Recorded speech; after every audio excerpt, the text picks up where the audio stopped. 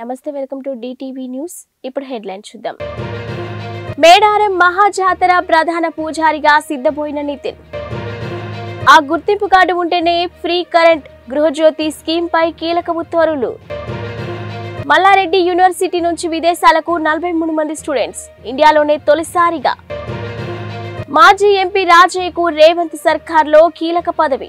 ఆసియాలోనే అతిపెద్ద గిరిజన జాతర మేడారం మహాజాతరకు శరవేగంగా ఏర్పాట్లు జరుగుతున్నాయి. ఈ నెల 21 నుంచి 24వ తేదీ వరకు జాతర జరగనుండగా ఈ మహా జాతరకు 1.5 కోటి భక్తులకు పైగా వస్తారని అధికారులు అంచనా వేస్తున్నారు.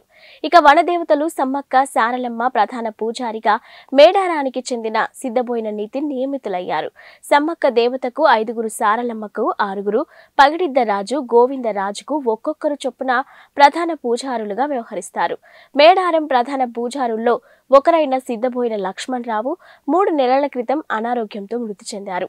అప్పటి నుంచి ఆయన స్థానంలో ఎవరినీ నియమించలేదు. ఇక జాతరలో పూజల దృష్ట్యా ప్రధాన పూజారులందరూ వారి కుటుంబ సభ్యులు సమావేశమై లక్ష్మణరావు వారసుడి ఎంపికపై చర్చించారు.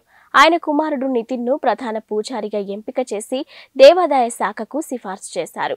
దీంతో నితిన్ నియామకాన్ని అధికారులు ఇటీవల ఆమోదించారు. బుధవారం నుంచి నిర్వహించనున్న మహా జాతర ఉత్సవంలో నితిన్ మిగతా 12 మందితో కలిసి ప్రధాన పూజారిగా వ్యవహరిస్తారు.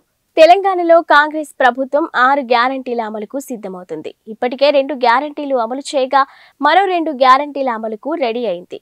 ఇక గృహజ్యోతి పథకం కింద 200 యూనిట్లు ఫ్రీ కరెంట్ ఇస్తామని ఎన్నికల ముందు కాంగ్రెస్ హామీ ఇచ్చిన సంగతి తెలిసిందే.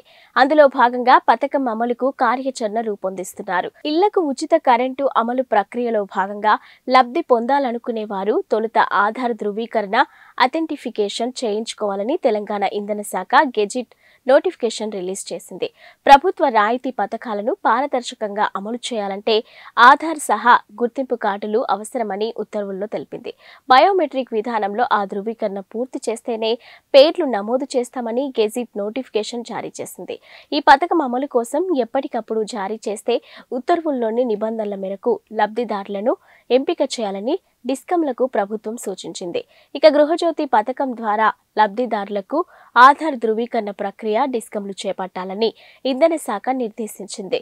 ఇక లబ్ధిదారులు తమ పేర్లు నమోదు చేయించుకోవాలంటే ఇంటి కరెంటు కనెక్షన్ ఎవరి పేరు మీద ఉందో వారి ఆధార్ను ముందుగా విద్యుత్ సిబ్బందికి అందజేయాలని పేర్కొన్నారు. హైదరాబాద్లోని మల్లారెడ్డి యూనివర్సిటీ స్టూడెంట్స్ అదరగొట్టారు. School of agriculture sciences BSc agriculture నుంచి 43 మంది విద్యార్థులు విదేశాలకు ఎంపికయ్యారు. అమెరికా, నెదర్లాండ్లో జరిగే అగ్రికల్చర్ లర్నింగ్ ప్రోగ్రాంకు విద్యార్థులు ఎంపికయ్యారు. మొదటగా ఈ నెల 19న 2 విద్యార్థులు అమెరికాకు వెళ్లారు. ఈ నెల చివరి వారంలో మరో 30 మంది విద్యార్థులు అమెరికా, 13 మంది విద్యార్థులు నెదర్లాండ్కు వెళ్లనున్నారు. ఇండియాలోనే తొలిసారిగా మల్లారెడ్డి యూనివర్సిటీ నుంచి అగ్రికల్చర్ విద్యార్థులు అమెరికా, నెదర్లాండ్ పంపినట్లు అగ్రికల్చర్ డీన్ డాక్టర్ రాజారెడ్డి వెల్లడించారు. విదేశాలకు వెళ్లేందుకు ఎంపికైన విద్యార్థులను మాజీ మంత్రి మల్లారెడ్డి గ్రూప్స్ అధినేత చామకూర మల్లారెడ్డి అభినందనలు తెలిపారు. అమెరికా, నెదర్లాండ్ వెళ్లే గొప్ప అవకాశం విద్యార్థులకు వచ్చిందన్నారు. ఈ అవకాశాన్ని సద్వినియోగం చేసుకోవాలని సూచించారు. ఇక తమ యూనివర్సిటీ నుంచి 43 విద్యార్థులు విదేశాలకు వెళ్లడం సంతోషంగా ఉందని చెప్పారు. మాజీ ఎంపీ సిరిసిల్ల రాజయ్యకు రేవంత్ సర్కార్ కీలక పదవి కట్టబెట్టింది. ఆయన్ను రాష్ట్ర ఫైనాన్స్ కమిషన్ చైర్మన్ గా నియమించింది. ఈ మేరకు గవర్నర్ తమిళిసై శుక్రవారం ఉత్తర్వులు జారీ చేశారు. ఇక ఆయనతో పాటు వికారాబాద్కు చెందిన ఎం రమేష్, సూర్యాపేట జిల్లాకు చెందిన సంకపల్లి సుధీర్ రెడ్డి, మహబూబాబాద్ జిల్లాకు చెందిన నెహ్రూ నాయక్ మాలోత్ ను కమిషన్ సభ్యులుగా నియమించారు. వీరు 2 ఏళ్ల పాటు ఈ పదవుల్లో కొనసాగనున్నారు. కరీంనగర్ జిల్లా మానకొండూరు మండలం లింగాపూర్కు చెందిన సిరిసిల్ల రాజయ్య ప్రాథమిక విద్య లింగాపూర్లోని ఇంటర్ కరీంనగర్లో పూర్తి చేశారు. ఇక హైదరాబాద్లో ఉన్నత చదువులు చదివిన ఆయన జమ్మికుంట వ్యవసాయ శాఖ అధికారిగా పనిచేశారు. ఆ తర్వాత వీణవంక, జగిత్యాల, జమ్మికుంట, పెద్దపల్లి, సుల్తానాబాద్ మండల అభివృద్ధి అధికారిగా విధులు నిర్వర్తించారు. ఇక ఆదిలాబాద్, వరంగల్ జిల్లా పరిషత్లో డిప్యూటీ సీఈఓగా విధులు నిర్వర్తించి ఉద్యోగ విరమణ చేశారు. అనంతరం 2009లో కాంగ్రెస్ నుంచి వరంగల్ ఎంపీగా ఎన్నికయ్యారు. 2015లో రాజయ్య ఇంట్లో ఆయన కోడలు సారిక, మనవళ్లు అభినవ్, అయాన్, శ్రీయాన్ అనుమానాస్పద స్థితిలో మంటల్లో సజీవ దహనమయ్యారు. ఈ ఘటనపై అనుమానాస్పద మరణాలుగా కేసు నమోదు చేసుకున్న పోలీసులు సిరిసిల్ల రాజయ్య దంపతులతో పాటు సారిక భర్త ఇతర కుటుంబ సభ్యులను అరెస్టు చేసి వరంగల్ జైలుకు తరలించారు. ఆ తర్వాత వరంగల్ జిల్లా కోర్టు వారిని నిర్దోషులుగా తేల్చి తీర్పునిచ్చింది. రానున్న లోక్సభ ఎన్నికల్లో వరంగల్ నియోజకవర్గం నుంచి పోటీ చేయడానికి పార్టీ టికెట్ ఆశిస్తున్నారు. ఈ నేపథ్యంలోనే ఆయన్ను ఫైనాన్స్ కమిషన్ చైర్మన్ గా ప్రభుత్వం నియమించడం గమనార్హం. శ్రీకాళహస్తి పట్టణంలో కాపు సంక్షేమ శాఖ ఆధ్వర్యంలో శ్రీకృష్ణదేవరాయల జయంతి వేడుకలు ఘనంగా నిర్వహించారు. పట్టణ అధ్యక్షులు పసుపులేటి నవీన్ కుమార్ నేతృత్వంలోని కొత్తపేటలోని కార్గిల్ సెంటర్లో కృష్ణదేవరాయల జయంతి వేడుకలు నిర్వహించారు. ఈ సందర్భంగా బలిజ సంఘం నాయకులు మాట్లాడుతూ శ్రీకృష్ణదేవరాయల కీర్తి ప్రతిష్టలు వర్ణించలేనివని, ఇక భావి భవిష్యత్తులో కూడా ఆయన చేసిన పనులు ఆదర్శంగా నిలుస్తాయని కొనియాడారు. ఈ వేడుకలో నియోజకవర్గ అధ్యక్షులు వేణుగోపాల్ నాయుడు, అంజూరు బాలసుబ్రహ్మణ్యం, రంగా మిత్రమండలి అధ్యక్షులు సిద్ధులు గారి ప్రతాప్, పగడాల ప్రతాప్ తదితరులు పాల్గొన్నారు. అలాగే రాధారంగా మిత్రమండలి అసోసియేషన్ ప్రెసిడెంట్ ప్రతాప్ గారు, నియోజకవర్గ ప్రెసిడెంట్ సిద్ధుల గారి ప్రసాద్ గారు ఇచ్చేసినటువంటి మహానుభావులందరికీ ఆ యొక్క నమస్కారాలు. అలాగే ఈ కార్యక్రమానికి చేసిన మహిళా మతలకు కూడా నా యొక్క నమస్కారాలు. శ్రీకృష్ణదేవరాయలు పుట్టి ఇప్పటికి సుమారుగా 733 సంవత్సరాలు అయ్యింది. ఆయన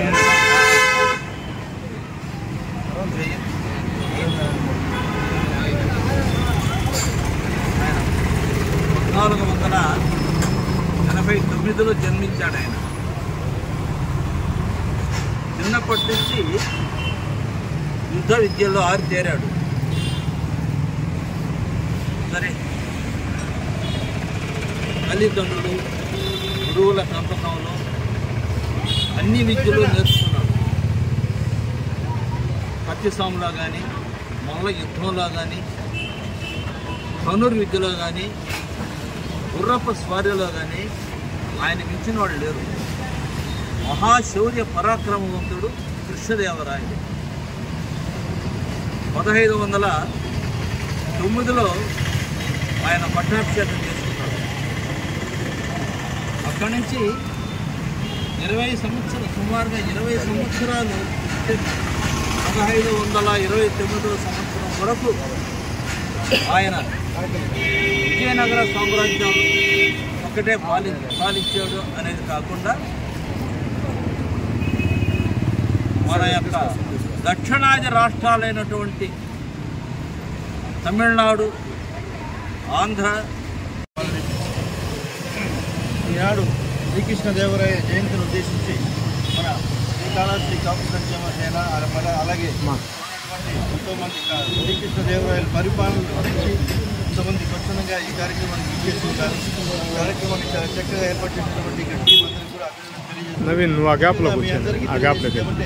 శ్రీకృష్ణదేవరాయలు సుమారు మనకు 540 ఏళ్ళు ముందులో పరిపాలించినటువంటి దక్షిణ భారతదేశమే కాకుండా ఒరిస్సా, తమిళనాడు ఇవన్నీ దక్షిణ భారతదేశం ఏకఛత్రాధిపత్యంగా పరిపాలించినటువంటి మహాప్రభు, మహాచక్రవర్తి. ఆయన హిందుత్వం అంటే ఎక్కువ ఆయనకి ఇష్టం. దేవాలయాలకు ఎన్నో విరాళాలు ఇవ్వడం, దేవాలయాల అభివృద్ధి కోసం ఎన్నో అగ్రహార. మంచిర్యాల జిల్లా ప్రెస్ క్లబ్ లో నిర్వహించిన ప్రెస్ మీట్ లో యునైటెడ్ పాస్టర్స్ ఫెలోషిప్ జిల్లా కమిటీ అధ్యక్ష ప్రధాన కార్యదర్శులు ప్రెస్ మీట్ నిర్వహించారు. ఈ సందర్భంగా వారు మాట్లాడుతూ భారతదేశం లౌకిక దేశమని, దేశంలో ఎవరికి నచ్చిన మతాన్ని వారు స్వీకరించే స్వేచ్ఛ ఉంది అని తెలిపారు. కానీ కొన్ని అల్లరి మూకలు చర్చిలపై, క్రైస్తవులపై దాడి చేయటాన్ని తీవ్రంగా ఖండిస్తున్నామని అన్నారు. దాడికి పాల్పడిన దుండగులపై వెంటనే కఠిన చర్యలు తీసుకోవాలని డిమాండ్ చేశారు. లేని పక్షంలో మంచిర్యాల జిల్లా యునైటెడ్ పాస్టర్స్ ఫెలోషిప్ జిల్లా కమిటీ ఆధ్వర్యంలో తదుపరి కార్యాచరణ ఏర్పాటు చేసుకుంటామని తెలియజేశారు. ప్రశాంతంగా ఉన్న జన్వాడ అనే గ్రామంలో కొన్ని అల్లరి మూకలు చర్చిపై దాడి జరిపి చర్చికి చెందిన విశ్వాసులపై దౌర్జన్యంగా దాడి చేయడం దారుణమని అన్నారు.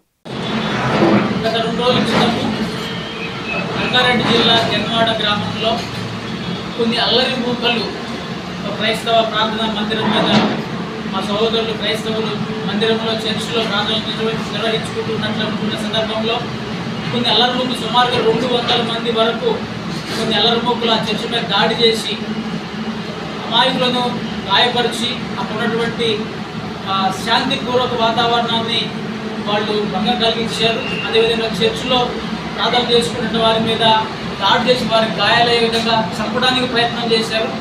సో ఈ యొక్క సంఘటనని మంచిర్యాల జిల్లా యునైటెడ్ పాస్టర్స్ ఫెలోషిప్ అసోసియేషన్ తరఫున తీవ్రంగా ఖండిస్తున్నామని చెప్పేసి ఈ సందర్భంగా తెలియజేస్తున్నాం.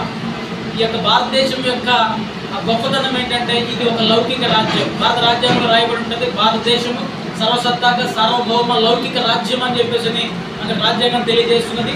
అన్ని మతాలు ఇక్కడ ఎన్నో సంవత్సరాల నుంచి ప్రతి మతం ఇక్కడ విరాజిల్లుతున్నది. కానీ కొన్ని అల్లరిమూకలు ఈ యొక్క గడిచిన కొంతకాలం నుంచి విపరీతంగా అల్లరిమూకలు తయారైపోయి కొన్ని మత మందిరాల మీద కొంతమంది క్రైస్తవుల మీద దాడులు చేస్తూ వారు పబ్బం గడుపుకుంటున్నారు, పైశాచిక ఆనందాన్ని పొందుతున్నారు. దీన్ని తీవ్రంగా ఖండిస్తూ ఉన్నాం.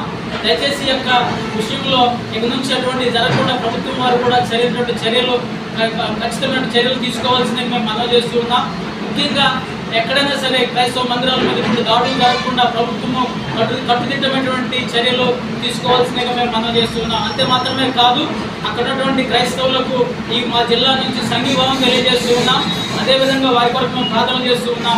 ముఖ్యంగా గమనించాల్సిన విషయం ఏంటంటే క్రైస్తవుల్ని అణిచివేయాలని చెప్పేసి అనుకుంటే అది సాధ్యపడేటువంటిది కాదు. మొదటి శతాబ్దం నుంచి కూడా ఎంతోమంది ప్రయత్నం చేశారు, కానీ అది విస్తరిస్తూనే ఉన్నది. కనుక క్రైస్తవుల జోలికి ఎవరు రావద్దని చెప్పేసి హెచ్చరిస్తూ ఉన్నాం.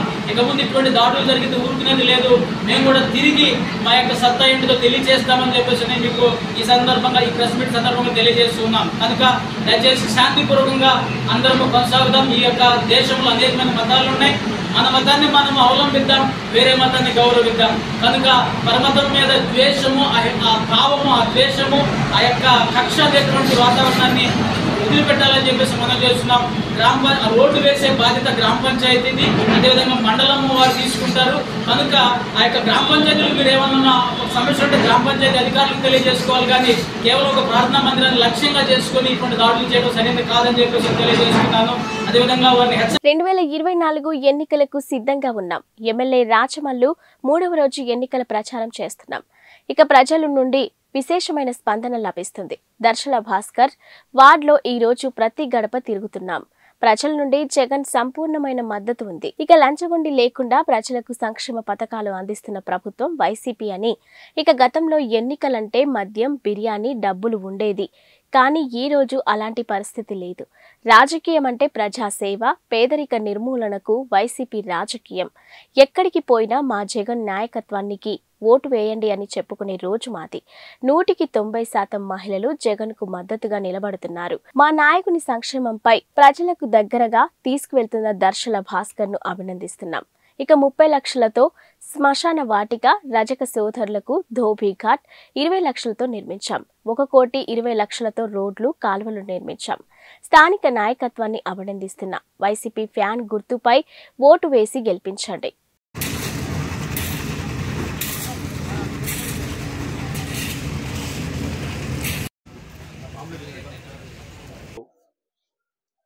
ఎన్నికల యుద్ధానికి వైఎస్ఆర్ కాంగ్రెస్ పార్టీ సంసిద్ధంగా ఉంది అని చెప్పి మా ఎన్నికల ప్రచారాన్ని అందరికంటే ముందుగా ఎంతో సంతోషంగా ప్రారంభించాం. ఇది 3వ రోజు మా ప్రచారం. మొదటి రోజు సాంప్రదాయబద్ధంగా శివపార్వతులకు పూజ చేసి అమ్మవార్షాలలో అమ్మవారి ఆశీస్సులు తీసుకొని కార్యకర్తల, నాయకుల, శ్రేయోభిలాషుల సమక్షంలో దాదాపు 10-15 వేల మంది కార్యకర్తల నడుమ లాంఛనంగా ప్రారంభించినాం ప్రచారాన్ని. ఆ పిమ్మట 1వ వార్డులో నిన్న తిరిగినాం. బొల్లవరం విశేషమైనటువంటి స్పందన, అద్భుతమైనటువంటి ప్రజా ఆదరణ ప్రత్యక్షంగా మేము చూడగలిగినాం. ఈరోజు 2వ వార్డులోకి వచ్చినాం. ద్వార్షల భారతమ్మ, సేట్ భాస్కర్ దంపతులు మా కౌన్సిలరు భారతమ్మ, వారి భర్త భాస్కర్ రెడ్డి, వారి కుమారుడు గురు. వీరి నాయకత్వంలో ఈ వార్డులో ఈరోజు పర్యటించినాం. ఉదయం 7 నుంచి 10 వరకు నేను, నా భార్య ఒకే వార్డులోనే మేము ఇరువురం 2 బృందాలుగా విడిపోయి ప్రతి గడపను ఈరోజు స్పర్శించినాం, ప్రతి తలుపు తట్టినాం. చాలా అద్భుతమైనటువంటి విశేషమైనటువంటి స్పందన, ఆదరణ నాకు కనిపిస్తూ ఉంది. ఎక్కడ ఏ ఇంటి దగ్గరికి పోయినా కూడా చిరునవ్వుతో ఆహ్వానిస్తూ ఉన్నారు. మనస్ఫూర్తిగా, మనస్సు నిండుగా జగన్కు మా సంపూర్ణమైన మద్దతు ఉంటుందని చెప్పి మనస్ఫూర్తిగా చెప్తా ఉన్నారు. నేను 30 సంవత్సరాలుగా రాజకీయాల్లో కొనసాగుతూ ఉన్నా. వివిధ రకాల పదవులలో కానీ, కార్యకర్తగా కానీ, నాయకునిగా కానీ 28 సంవత్సరాలు నేను ప్రచారాలలో పాల్గొన్నా. నేను మనస్ఫూర్తిగా చెప్తా ఉన్నా, ఒక మంచి నాయకుడు, ప్రజల కోసం పరితపించే నాయకుడు, అది కూడా ముఖ్యంగా వివక్షత లేకుండా, లంచగొండితనం లేకుండా ప్రజలకు సహకారాన్ని, సహాయాన్ని, సంక్షేమాన్ని అందించే నాయకుడే గన నిజంగా ప్రజలకు తారసపడితే ఇట్టనే ఉంటుందేమో ఆదరణ, స్పందన అనిపిస్తుంది నాకు. ఇది నేను గతంలో చూడలే. గతంలో ఎంతసేపు ఉన్న ఎన్నికలంటే 500 రూపాయల నోటు, 50 రూపాయల విస్కీ బాటలు, 5 రకాల అబద్ధాలు, 50 రకాల మనుషులతో, ఊకదంపుడు ఉపన్యాసాలతో, పనికి మాలిన, పనికి రాని రాజకీయ ప్రచారాలతో ఎన్నికల ప్రచారాలు చేసినారు. పనులు రాలగొట్టుకోనికి ఏ రాయి అయితే ఏముంది అనే సంధాన ఎవనో గనికి పనికిమాలలో ఒకనికి ఓటేయాలి కాబట్టి 2 పోటీ చేసినప్పుడు అందులో మెరుగైన పనికిమాలలోనికి ఓటేసినారు గతంలో. కానీ ఈరోజు ఆ పరిస్థితి కాదు. రాజకీయాలంటే వ్యూహం కాదు, రాజకీయాలంటే ప్రజాసేవ.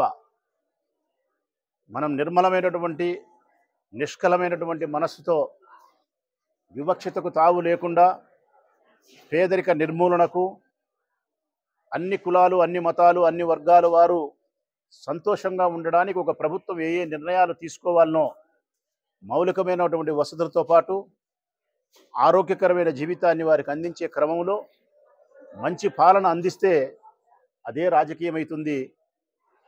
అదే ప్రజా హృదయాలలో ఎప్పటికీ నిలబడిపోయే పాలన అవుతుంది అనేది మా ప్రీతమ నాయకుడు జగన్మోహన్ రెడ్డి గారు రుజువు చేసినారు అనేది ప్రత్యక్షంగా ఈరోజు కళ్ళతో మేము చూస్తున్నాం. ఈరోజు ఎక్కడికి పోయినా మేము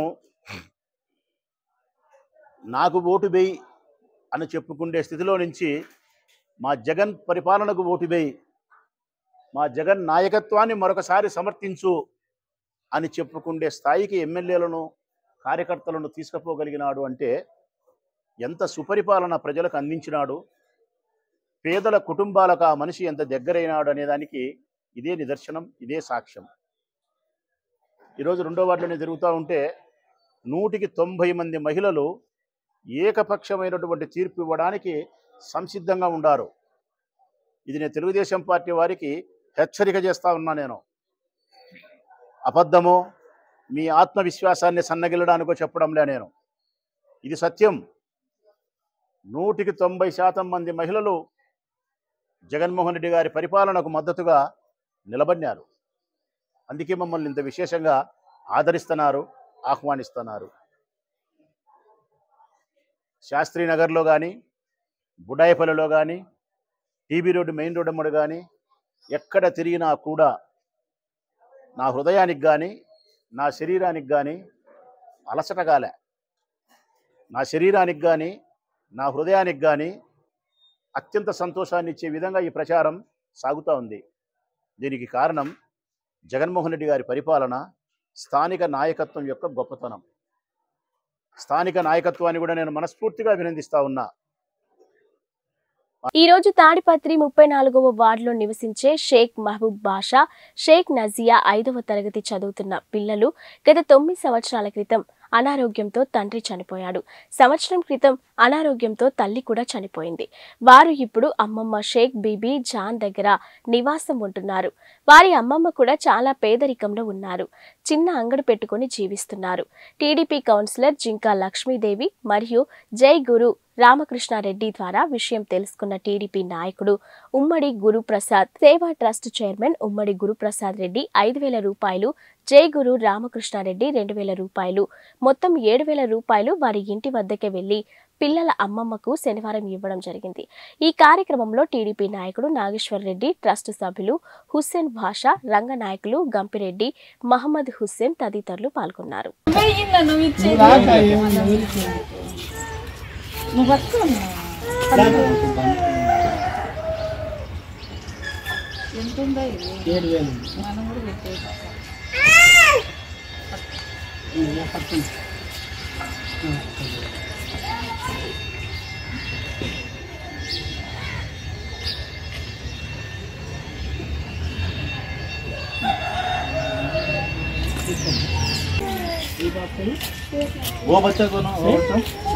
పల్నాడు జిల్లా గురజాల మండలం మాడుగులలో బాబు షూరిటీ భవిష్యత్కు గ్యారంటీ కార్యక్రమం నిర్వహించారు.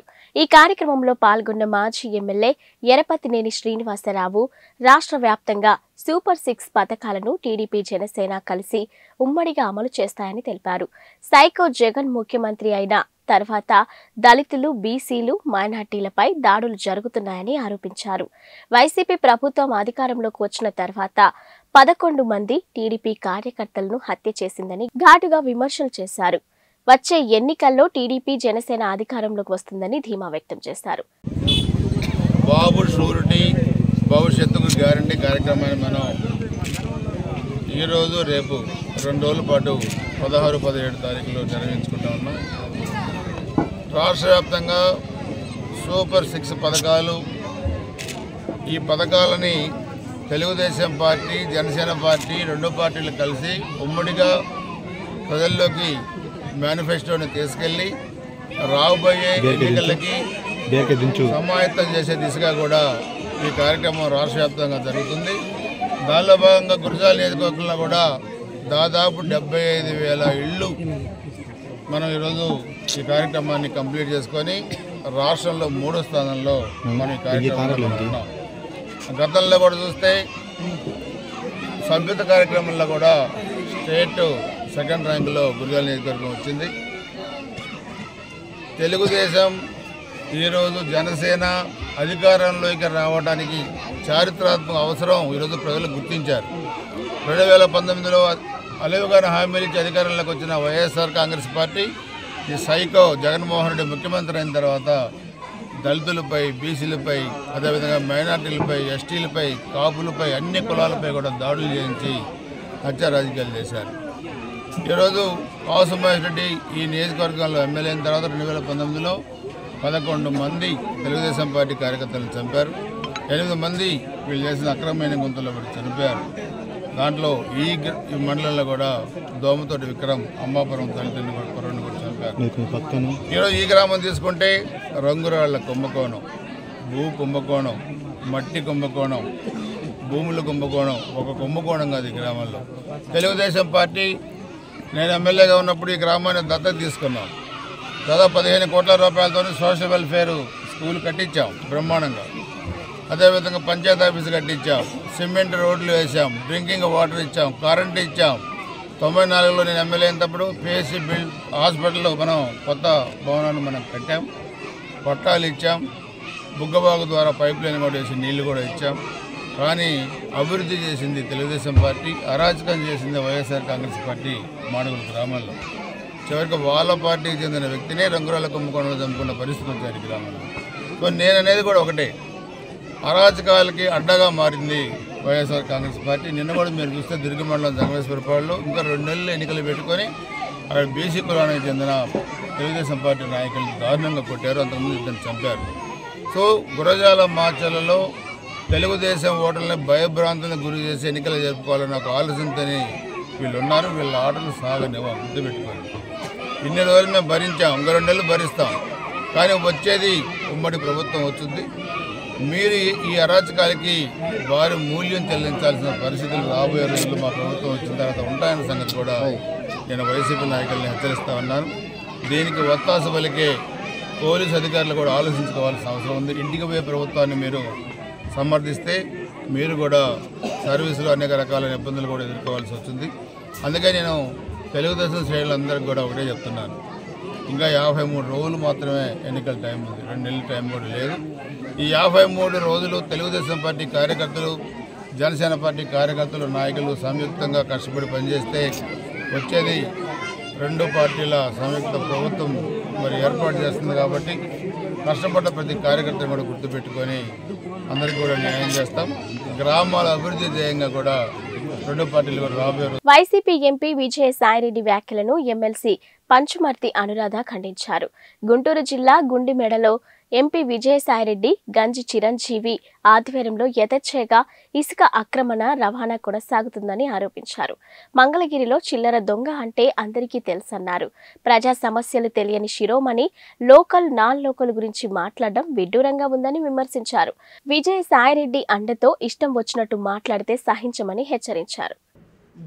దొంగలు ఊళ్ళు పంచుకున్నట్లు వైసీపీ దొంగలంతా విశాఖని వాటాలేసుకొని దోచేశారు. అందులో గజ దొంగ ఈ రాబందు విజయసాయిరెడ్డి. విశాఖ నుంచి తరిమేస్తే ఆ గద్దలన్నీ మంగళగిరికి వచ్చి వాలాయి. ఈ రాబందు విజయసాయిరెడ్డి ఇతని కన్ను పానకాల స్వామి భూములపై పడింది, దేవాదాయ భూములపైన పడింది, పేదల భూములపైన పడింది, రైతుల భూములపైన పడింది. ఈ రాబందు ఈ భూములన్నిటి మీద కన్నేశారు అనే విషయం మంగళగిరి వాస్తవ్యులందరూ కూడా గమనించుకోవాలి అని చెప్పి ఈ సందర్భంగా నేను మనవి చేస్తా ఉన్నా. బహుపరాక్ ఎస్సీ ఎస్టీ ముస్లిమ్స్, బీసీలు, చేనేతలు, మైనారిటీలు అందరూ కూడా బహుపరాక్ అని చెప్పి ఈ సందర్భంగా మిమ్మల్ని అందరినీ కూడా అలర్ట్ చేస్తూ ఉన్నాం. కనురెప్ప ఆర్పారంటే ఆ భూమి మీ భూములన్నీ హాంఫట్, అందులో ఏమాత్రం కూడా అతిశయోక్తి లేదు. ఈ భూములన్నీ హాంఫట్ చెయ్యడానికి, దోచెయ్యడానికి ఈ గజ దొంగ చిల్లర దొంగల్ని వెంటేసుకొని తిరుగుతూ ఉన్నాడు. దానికి సాక్ష్యాలు కూడా మేము చెప్తాం. అప్పుడే ఇసుక మాఫియా మొదలు పెట్టేశాడు. ఆ దొంగ ఎవరో, ఆ చిల్లర దొంగ ఎవరో మీ అందరికీ తెలుసు. గంజి గుండిమేడులో అలాగే పెద్దకొండూరులో ఇసుక మాఫియా యథేచ్ఛగా జరుగుతూ ఉందనే విషయం మీ అందరికీ కూడా తెలుసు. ఈ ఇసుక దోపిడీలో తాడేపల్లి ప్యాలెస్ వాటా ఎంత, విజయసాయిరెడ్డి వాటా ఎంత, ఈ చిల్లర దొంగ వాటా ఎంత అని చెప్పి మేము అడుగుతూ ఉన్నాం. చిల్లర దొంగ అని మేము ఎందుకు పేరు పెట్టాము అని అంటే, ఈ మంగళగిరి వాస్తవ్యులందరికీ కూడా అతను ఏం చేశాడో ప్రతి ఒక్కరికి కూడా తెలుసు. పేదల కోసం నారా చంద్రబాబు నాయుడు గారు టిట్కో ఇళ్ళు మంగళగిరిలో మరి తెలుగుదేశం పార్టీ లేనప్పటికీ కూడా ఆనాడు టిట్కోటిల్లు శాంక్షన్ చేస్తే 1700 టిక్టో ఇళ్ళకి ఎంతెంత వసూలు చేశారో ఈ చిల్లర దొంగ, ఎన్ని వేలు లంచాల కింద తీసుకున్నారో మీ అందరికీ కూడా తెలుసు. అంతేకాదు దుగ్గిరాల యాడ్ చైర్మన్ పదవి కోసం పల్నాడు జిల్లా సత్తెనపల్లి యూత్ కాంగ్రెస్ అధ్యక్షుడు లక్కరాజు రామారావు ఆధ్వర్యంలో వైసీపీ మంత్రులకు వినతి పత్రాలు అందజేశారు. ఇందులో భాగంగానే మంత్రి అంబటి కార్యాలయానికి వెళ్లినట్లు చెప్పారు. అంబటి అనుచరులు పోలీసులు అడ్డుకొని దాడికి పాల్పడ్డారని ఆరోపించారు. ప్రతి సంవత్సరం జాబ్ క్యాలెండర్ ఇస్తానన్న ముఖ్యమంత్రి ఎందుకు ఇవ్వలేదని ప్రశ్నించారు. 30,000 పోస్టులతో మెగా డిఎస్సి నోటిఫికేషన్ ఇవ్వాలని డిమాండ్ చేస్తున్నామని పేర్కొన్నారు. లేని పక్షంలో ముఖ్యమంత్రి నివాసానికి ముట్టడి చేస్తామని హెచ్చరించారు. అమలు చేస్తేనే నేను ఈ రాష్ట్రంలో ఓట్లు అడుగుతానని చెప్పినటువంటి జగన్మోహన్ రెడ్డి గారి మాట తప్పిన విధానాన్ని ప్రశ్నిస్తూ మెగా డిఎస్సిలో అన్ని ఖాళీల్ని భర్తీ చేయాలని యువజన కాంగ్రెస్ రాష్ట్ర కమిటీ నేతృత్వంలో దాదాపుగా ఈ రాష్ట్రంలో ఉన్నటువంటి మంత్రులందరినీ కలిసి వినతి పత్రాలు ఇస్తూ వాళ్ళకి సంబంధించినటువంటి అంశాలని మరి మంత్రుల దగ్గర ప్రస్తావిస్తూ మీరు ఈ విషయంలో మీ మాట తప్పకూడదు, నిరుద్యోగులకి న్యాయం చేయాలని డిమాండ్ చేస్తూ యూత్ కాంగ్రెస్ ఈ రోజున పల్నాడు జిల్లాలో అంబటి రాంబాబు గారి ఇంటి దగ్గరికి వెళ్ళిన సందర్భంలో ఆయన ముఖ్య అనుచరులుగా ఉన్నటువంటి కొంతమంది రౌడీలుగా వ్యవహరించి వీళ్ళ మీద దాడి చేసి వారితో పాటు స్థానిక పోలీసులు కూడా కుమ్మక్కయ్యి అత్యంత నీచంగా కిరాతకంగా యువజన కాంగ్రెస్ కార్యకర్తల్ని నాయకుల్ని కూడా ఒక పశువుల కంటే హీనంగా ఈడ్చుకెళ్లి పోలీస్ స్టేషన్లో పడేసినటువంటి సందర్భాన్ని కాంగ్రెస్ పార్టీ ఆంధ్రప్రదేశ్ కాంగ్రెస్ కమిటీ తరఫున ఖండిస్తూ ఉన్నాం. ఈ సందర్భంగా ప్రభుత్వంలో ఉన్నటువంటి నాయకులకి ముఖ్యంగా జగన్మోహన్ రెడ్డి గారికి హెచ్చరిక చేస్తూ ఉన్నాం. నిరుద్యోగులతోటి నువ్వు ఆటలాడుతున్నావు, నువ్వు వాగ్దానం చేసినట్లుగా చంద్రబాబు నాయుడు గారు ఉన్నప్పుడు నేను మొత్తం పూర్తి చేస్తానని చెప్పి ఆ రోజు మోసం చేసి వాళ్ళందరినీ కూడా మభ్య పెట్టావు. ఈ రోజు వరకు డిఎస్సి సంబంధించినటువంటి నోటిఫికేషన్ లేదు. నిన్నటి రోజున వన్ వీక్ లోపే విద్యాశాఖ మంత్రి గారి పేరుతోటి ఒక ప్రెస్ మీట్ పెట్టి 6,500 పోస్టులు మేము రిలీజ్ చేస్తామని చెప్పడం జరిగింది. ఇది అత్యంత మోసపూరితం, అత్యంత దుర్మార్గమైనటువంటి వ్యవహారం.